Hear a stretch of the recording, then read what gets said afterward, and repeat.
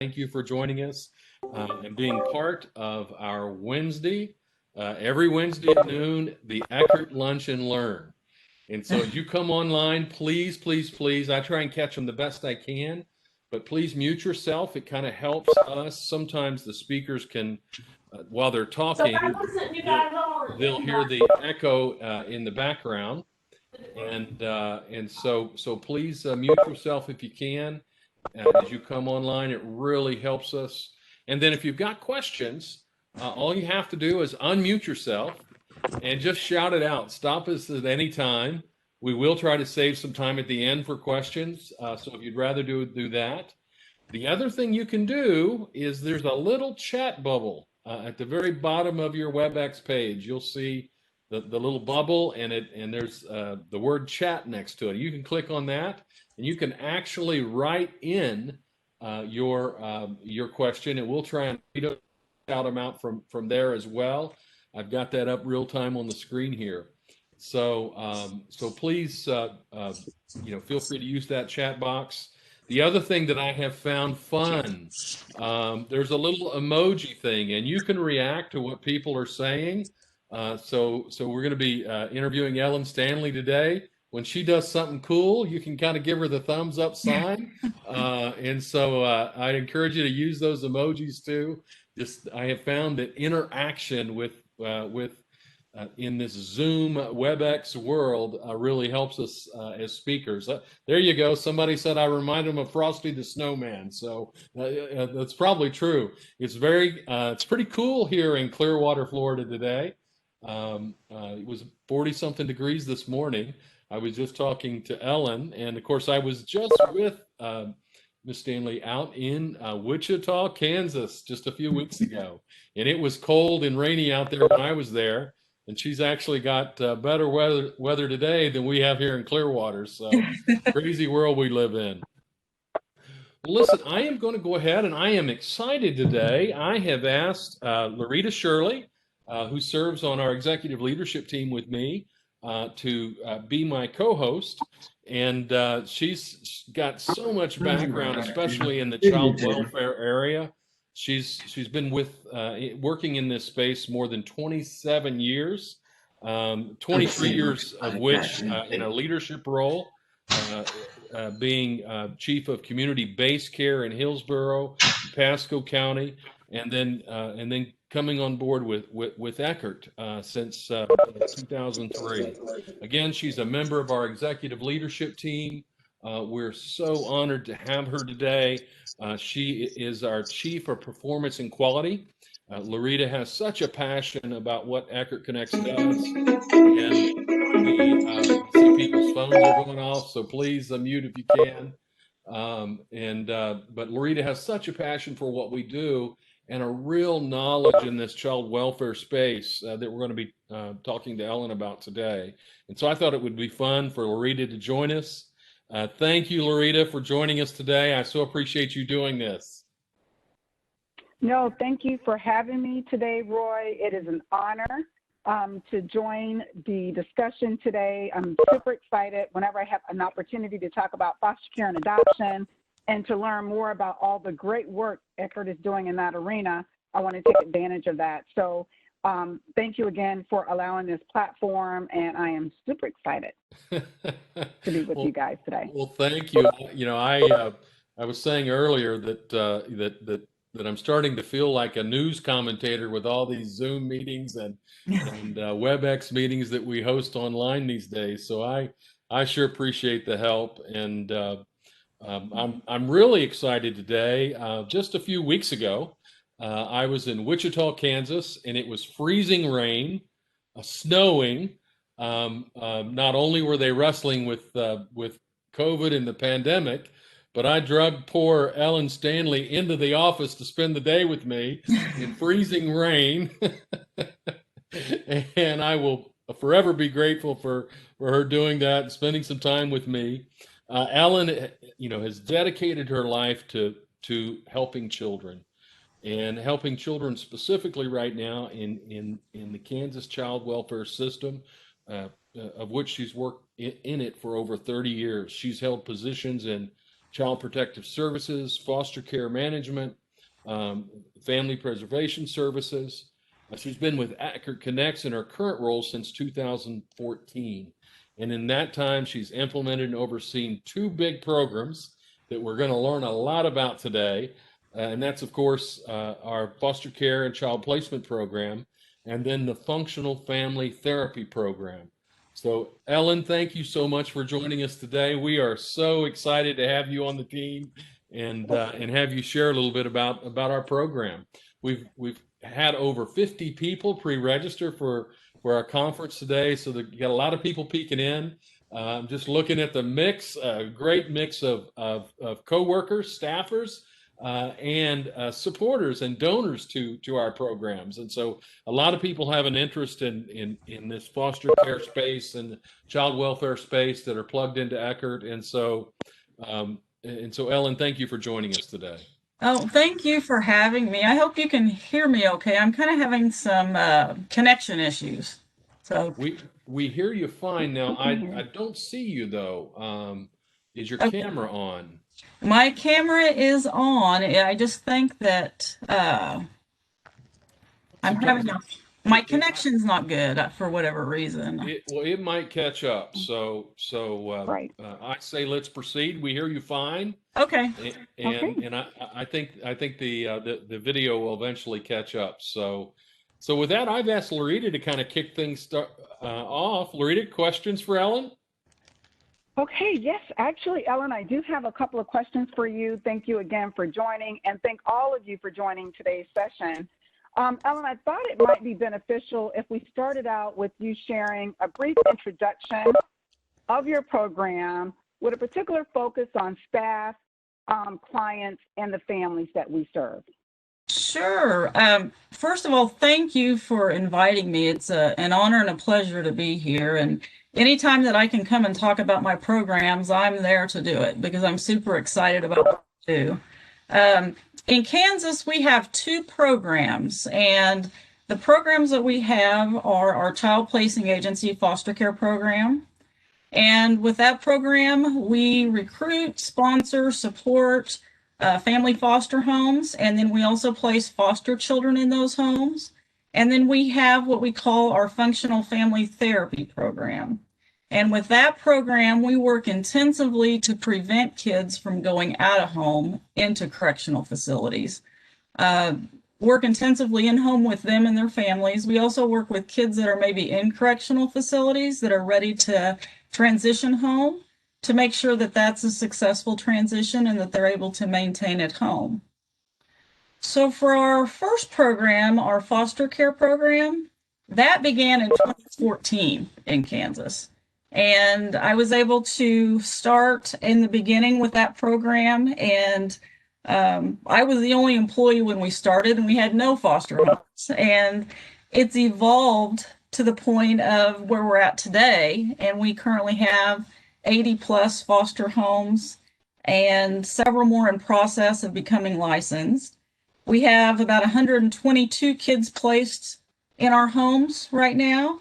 And we currently have 9 staff on board with that program. And we're in process of hiring some more staff too. So we continue to grow.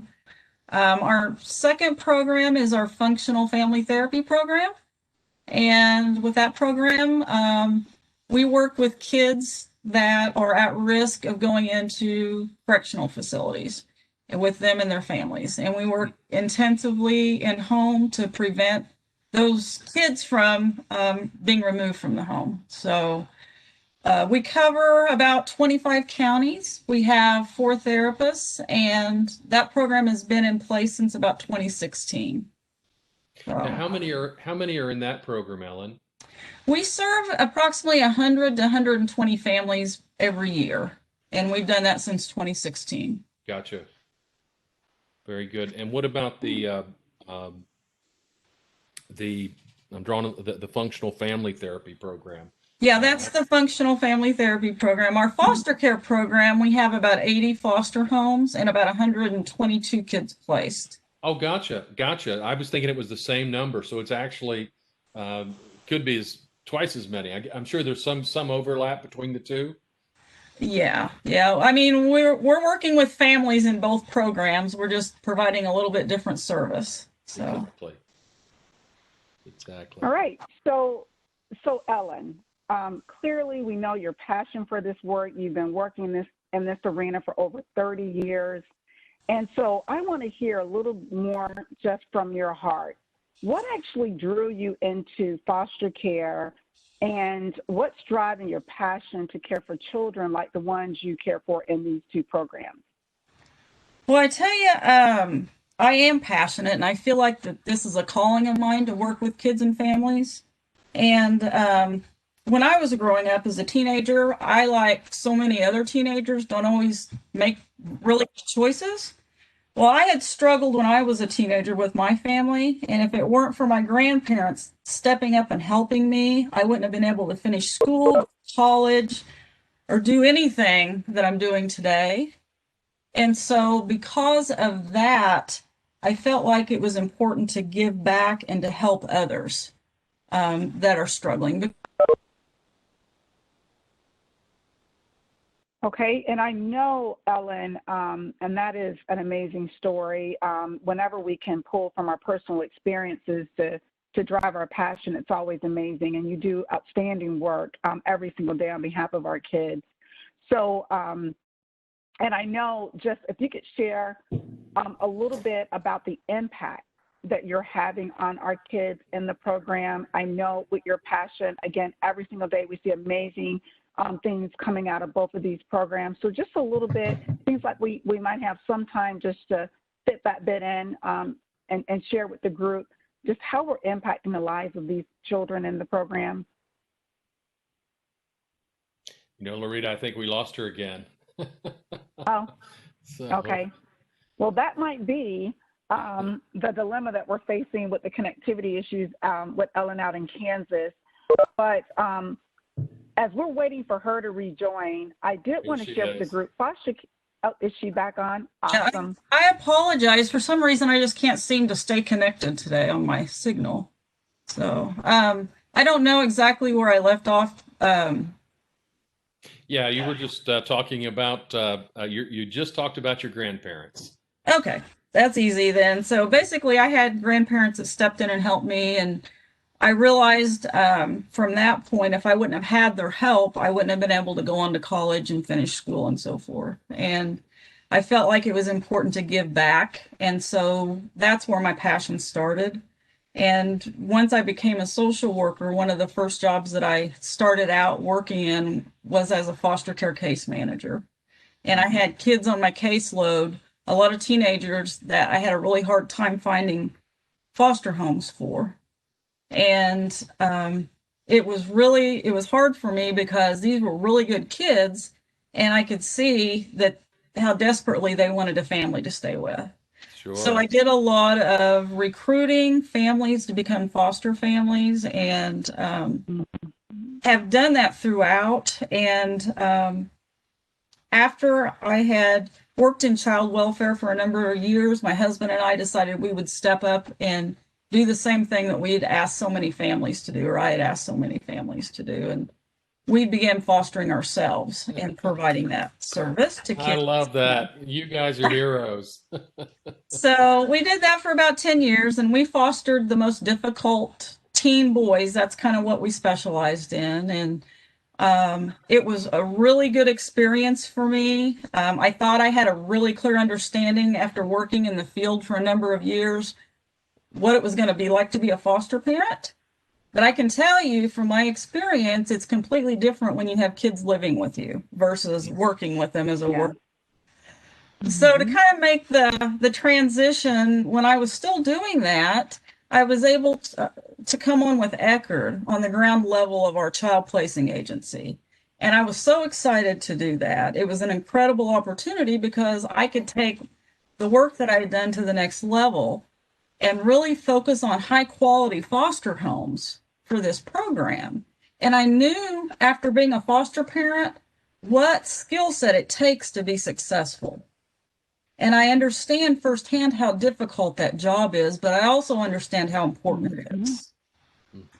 So that's where my passion lies, and that's kind of how it's evolved over the years. So Yeah, Ellen, that's an amazing story. I know a lot of folks may not have been aware that you have actually fostered kids, and so we could not have a better person in your role to help us understand how to best support foster parents and the kids that are involved in the program. So it literally was an amazing story, and we're just, again, so very happy to have you on board. Now, I know we have to be careful about sharing specific information about children that we serve in our programs, but can you share just a few stories of some of the kids and special families that work with us every single day? oh my gosh, yes. I tell you, I could share so many stories. There's so many amazing stories for both of these programs. Um, One story that comes to mind through our foster care program, and this is a story that it has to do with a foster home that we have that is a single African American foster mom. She's about 65 years old, and she had worked at a aircraft manufacturing plant and just recently retired, but she had worked there for a long, long time. And a few years ago, we decided that we had a kiddo that came across that we felt like would be really good to be placed in her home. Now, this foster mom that we have, she is small in stature, but let me tell you, she is mighty. She is one of those kind of people that she is so determined, and she does amazing work with these kids because she is so quiet and determined. She just stays the course with them and really helps them. So the kiddo that we placed with her was a 14-year-old boy. And this boy had disrupted from numerous foster homes previously. And he had been in the system a long time, probably at least 6 or 7 years. And he was currently in a residential facility. And so we placed him with her. And this kiddo, he had a lot of challenging behaviors, but foster mom was determined she was going to see this through. And she did. She worked with him and did a really good job with him, worked through a lot of stuff that a lot of people would have just not continued on with because it was very challenging for her. This kiddo, because he had been in several homes, he got really wise at what he could do to disrupt from placements whenever he starts to feel like he's getting close to the caregiver, the foster parent. Mm-hmm. And so after he had been placed with her a few months, the incident that comes to mind that had happened was his chore for the day was to take out the trash. And so he was taking out the trash and putting the trash in her dumpster. And somehow, I'm not for sure if it was that day or the previous day, he had found a cigarette lighter outside and had picked it up. Mm-hmm. And he had decided, well, it might be fun to light this trash on fire. And so when he was taking the trash out to the dumpster, he lit the trash on fire. And whenever he did that, it caught her privacy fence on fire. Oh, no. And so I want you to know that, the fire department came out and all of that. This foster parent, most foster parents would have given up and said, I'm not doing this anymore. My house just about burnt down. She did not. She was committed to him. What she did is she got people from her church to help her, and they volunteered the materials and their time, and we got this kiddo involved in rebuilding her fence. And we worked through that process, and I think we lost her again, Loretta. Poor Ellen. It's as we're waiting for her to rejoin, I do want to make sure that folks are understanding the level of trauma that some of our kids experience while in care. And even when placed in the best foster homes, they often fear that at some point they will be disrupted from those homes. And so we rely very heavily on foster parents to stay the course. Even with kids, and because they expect that they're going to be disrupted, they will often exhibit behaviors that will drive a disruption because it puts them in control of their own destiny. So if I think the foster parent is going to give up on me, then I'm going to go ahead and act out so that I have a reason why she's given up versus really hoping that this is going to be a stable placement and I can stay the course until the point that I can go home. So I see, Ellen, you rejoined us. I was just talking about just in relation to the story you were sharing, the trauma that our kids often experience Yes. when they come into foster care and why they do things like this to try to disrupt before that foster parent gives up on them. They often want to drive the decision for disruption. But I'm going to turn it back over to you to finish that wonderful story. So. Yeah, well, just basically, you know, foster mom did not give up on him. Most homes would have. What kind of how the story ended is that her church jumped in and volunteered to provide materials to rebuild her fence. And he helped rebuild the fence. And she did not disrupt on him. And he ended up going to an adoptive resource home and has done really well. And when I checked with her probably 6 months ago, this kiddo still stays in contact with her. That's And awesome. Yeah. continues to, you know, visit with her and stuff. So we have these kind of stories every day with kids. And I tell you, these homes and the programs for FFT and foster care, they make a lifelong impact on these kids and their families. And not only them, but when they have kids, because I've been around this business long enough to see generations. And you're not only impacting with these programs that one child and their family, you're impacting future generations. So. Yeah. Wow. And it really goes to show, Ellen, how one person can make such a significant difference on behalf of a child in foster care. They remember the impact that adults have had on their lives. They remember the individuals who've taken a special interest in them, an investment of time or resources. And so it's not a surprise that this young man keeps in touch, but I'm just super excited to hear that he's doing well and that story turned out so beneficial for him. Right. Yeah. There's that story and just tons more. I tell you. Ellen, you know, one of the things you said to me, and it's probably one of the things that I'm not supposed to repeat, but I will, is just how the program has prospered and grown over the last number of years. I won't say in spite of the fact, I'll say because of, you've been courageous and taken on the tough cases. Talk to me about that. Loretta touched on it while you jumped off and jumped back on there, but some of these kids have really been through some tough times, haven't they? Right. Well, it's super important to me with our programs that we are helping, and we are helping kids and families that really need the help. And it's important that we emphasize our work that we do.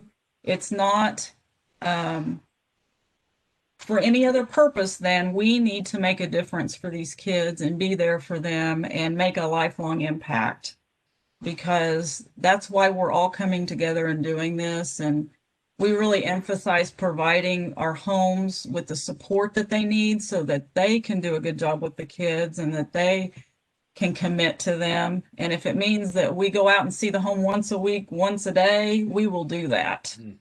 We try to go above and beyond to help our families that we work with so that we can have a really positive impact on the families and stuff and the kids. You know, one of the things that you shared with me when I was there, we were just talking about this whole diversity issue. And you've got a significant number of minority families that are leaders in your program, correct? Correct. Talk to me about that. I know that doesn't happen by accident. Yeah, that has just kind of evolved. I tell you what, we started out with some really strong foster homes that had worked with me and were connected to me, and they were part of the minority African American community, and it was word of mouth. They really appreciated all the support and the advocacy that I had provided for them in the beginning, and our program provides. And we haven't really done very minimal advertising for our program because we haven't had to. It's been foster homes within the community reaching out to other families and saying, you need to foster, and this is why you need to foster, and you need to come on with Eckerd because they will provide you with support, and you can trust that they're going to advocate for you. And they take good care of their homes, and that's how that has evolved. Wow. It's because we've earned their trust, and we try to do a really good job to make sure that we do the right thing all the time and that we help them and support them.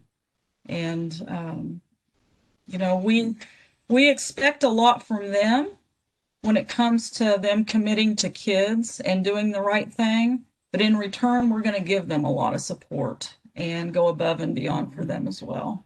Wow. Well, speaking of above and beyond, talk to me about the impact that COVID and the pandemic has had on your program services and some of the changes that you and your team have made, and adjustments you've had to make this year. Well, COVID has been challenging. I know a lot of people can relate to this.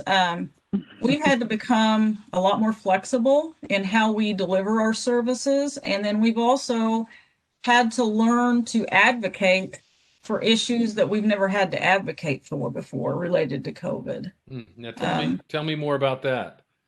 Well, for instance, advocating for our families in terms of making sure that their safety of their family and the children is first and foremost, and just making sure that everybody's on board in following protocols for PDP and, you know, wearing masks and all of those kind of things, and making sure that we're advocating for the kids to have their visits and stuff, but it's done safely. Sure. And then also just getting used to having to work remotely, you know, helping our families being able to do remote visits and stuff for the kids and have the technology to do that and so forth.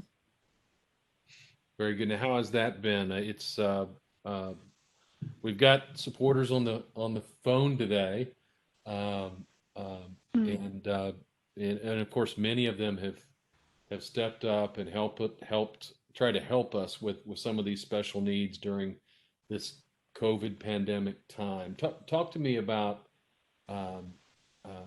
some of those needs that you might have and Oh, well, my gosh, for the supporters that have given through the Success Awards and different things, just thank you, thank you, thank you. I'm out there, my staff are out there. We see day to day what an impact that has made for our families.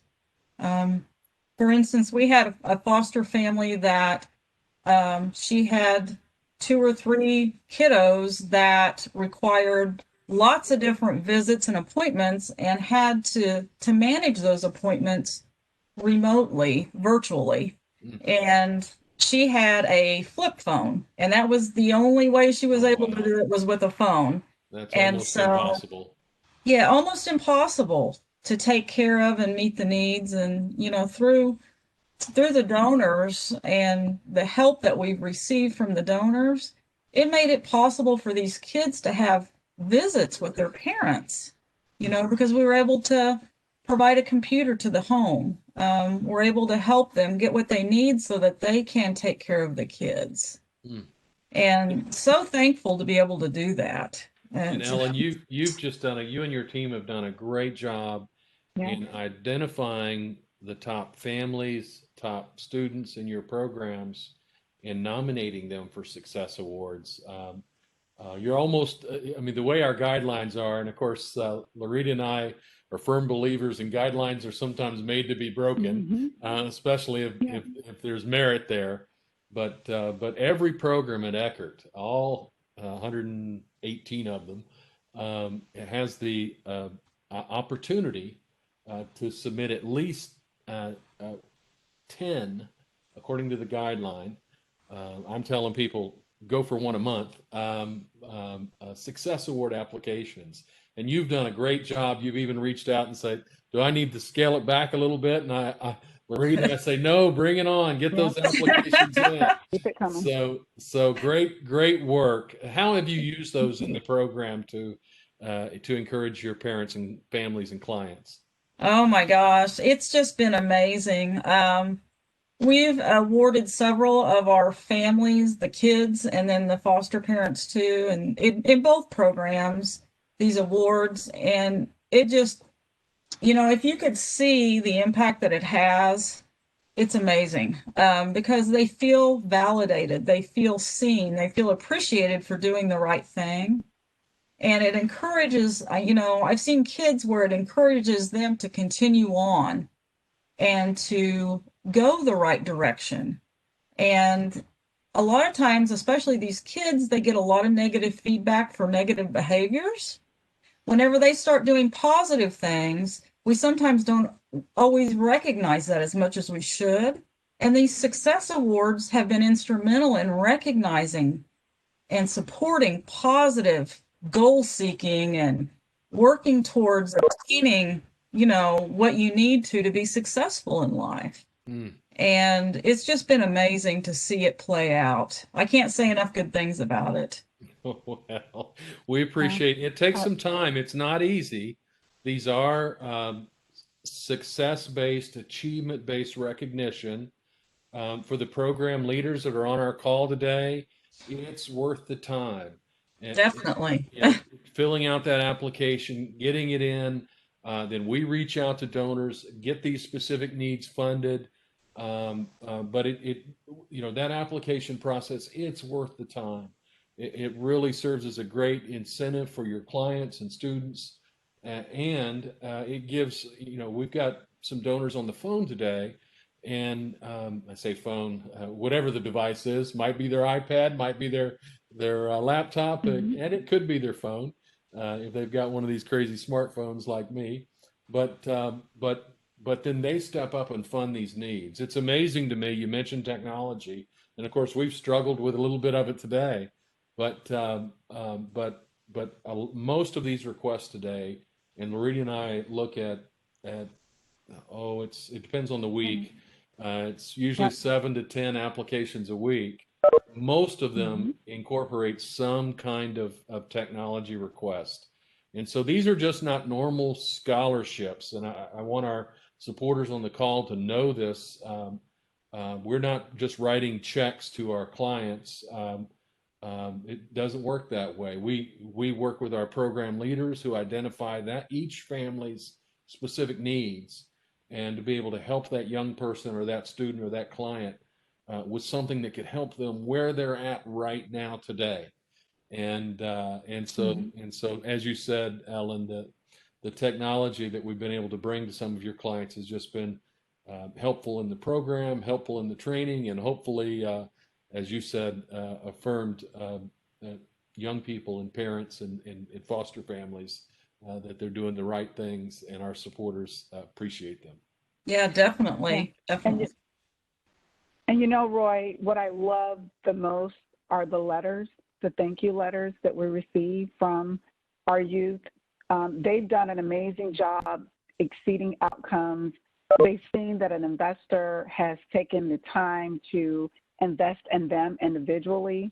And so they write these wonderful thank you letters, really spelling out how much they sincerely appreciate the opportunity afforded to them to continue to do well in these programs. And so I just want everyone on the call to just understand how much our youth appreciate the investment of resources, the investment into them, and it really has continued to help them to grow and prosper within these programs. So. Excellent point, Loretta. I was just with a donor last week and took one of those thank you letters.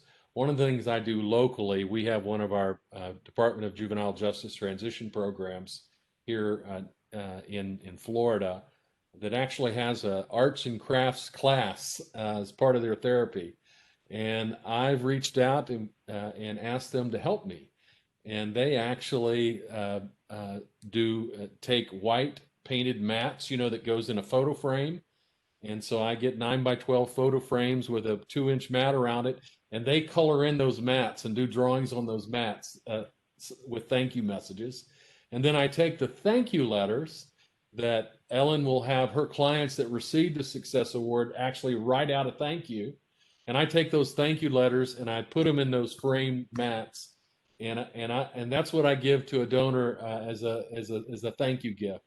I could give them coffee mugs made in China, but I have found last week my wife and I had lunch at a believe it or not, the restaurant was called PB&J's, and for $1.50 you could get a peanut butter and jelly sandwich. And so that's where we met this donor at her suggestion, and I gave her one of these framed thank you notes, and she read it, and tears rolled down her cheeks, and she hugged that thank you note just like a little child, and she sent me a thank you note. I've actually, in my home office, she actually sent me, I don't know if you can see this thank you note, and so she said, wanted to express my gratitude for the lovely lunch we shared together at PB&J's Cafe.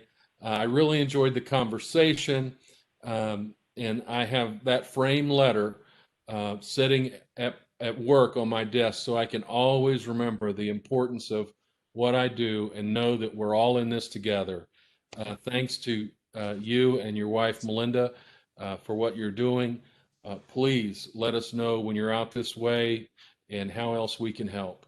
And so, yeah, we write thank you notes, but guess what? Our supporters, they appreciate being connected to our clients. And that's what Success Awards do for us. If you're on the phone today and you're wondering how you can help us, you could do, lots of different things.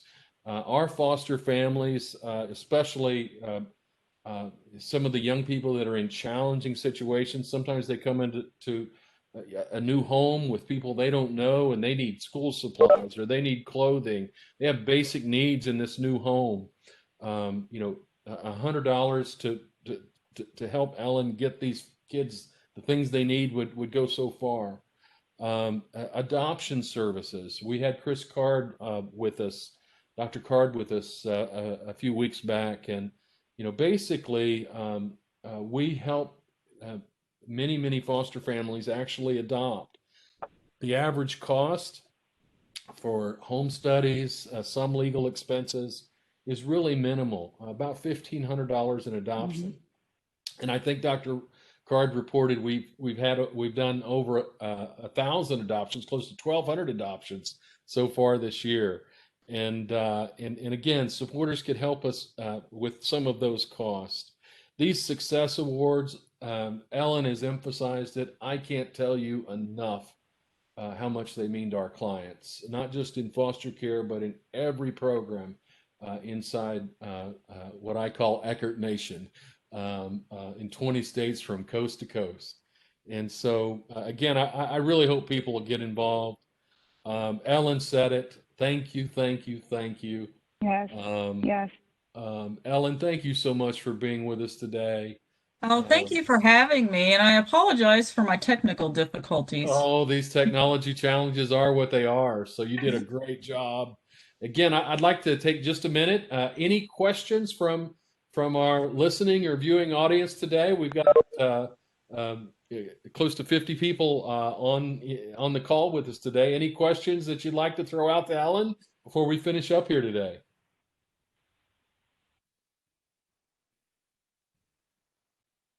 You can be brave. Nobody can see your face. Don't forget you can use the chat bubble too. Well, Ellen, nobody's shouted out any questions. That must mean you've done a great job. Oh, thank you. And covered a lot of the questions that were on their mind. If folks wanted to email you directly, Ellen, would you take just a second and shout out your email address and cell phone number? How can they reach you if they want to reach out? Sure, anytime. I would love to talk to anybody about our programs. My email is estandlee@eckerd.org, and it's ESTANDLEE @eckerd.org. Very good. And then if they want to reach you by phone, what's the best number for you? You know what? I think Miss Ellen dropped off again. She dropped off. So I think she did, and I'm going to add a phone number in the chat. I think the best number might be 316-440-5536. I'll add it in the chat. Really? Oh, she's back. Ellen? Perfect. Yeah, We were sorry just about giving that. A number, No. so that's okay. Did you want to give the number out to folks? What's the best phone number for you?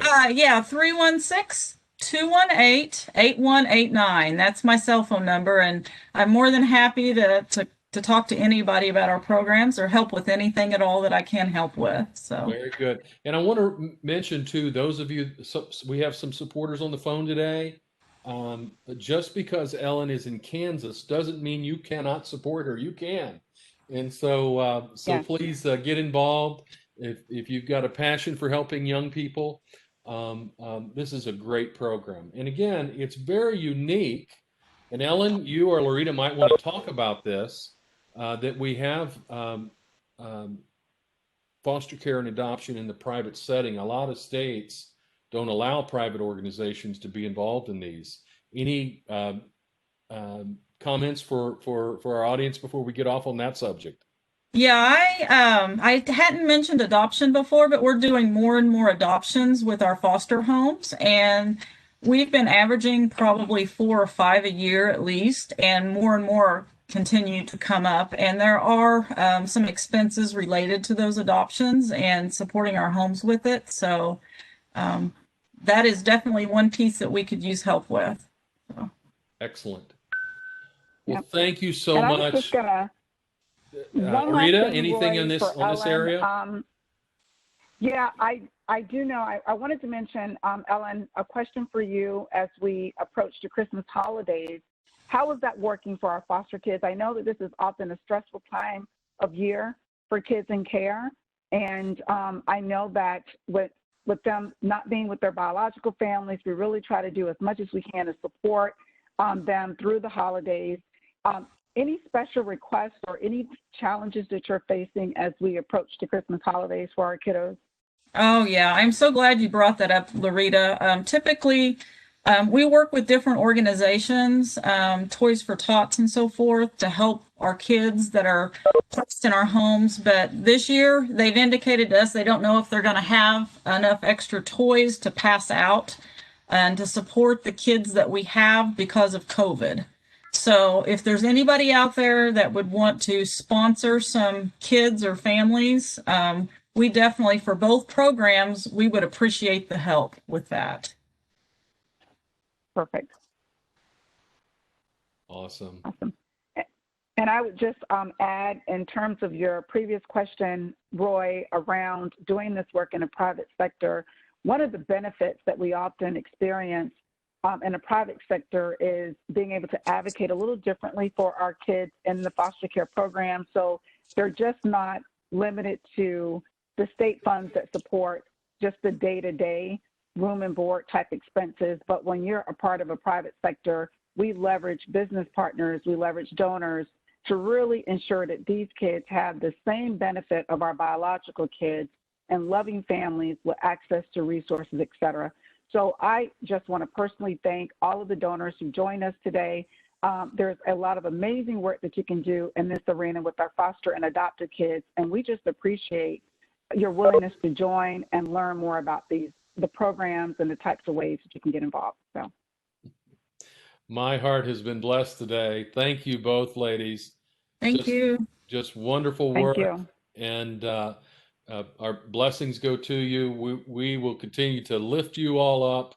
And as we think about, as Loretta said, coming into this holiday and Christmas season, and we got kids out there with big needs. And thank you for the work you do. We so appreciate you. Well, thank you. No problem. All right.